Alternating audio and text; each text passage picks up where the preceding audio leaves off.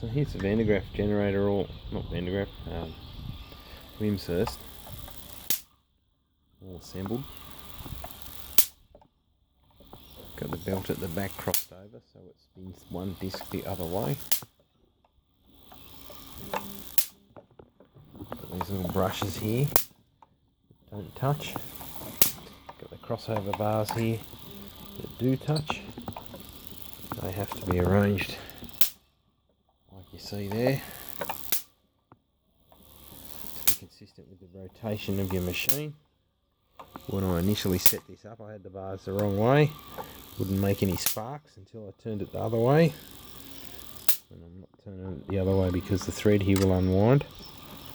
Whereas this way it won't unwind. Let's see if we can get some zaps that are in sync with the camera.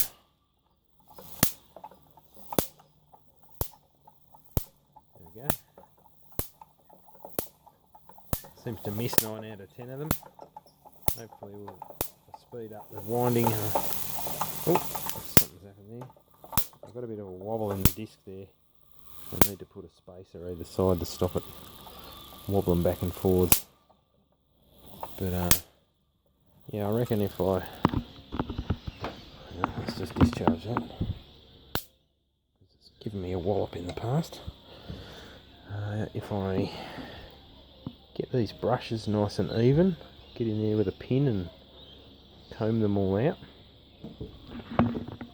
Remove these anywhere that there's foils that are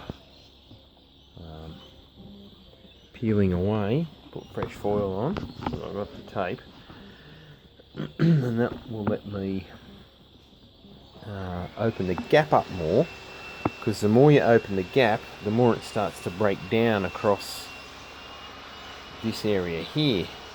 And so when you see these little pieces of brass fibre that are somewhat closer, see that? Some bits of fibre are longer than others. That brush is providing a place to break down. So and also the spacing isn't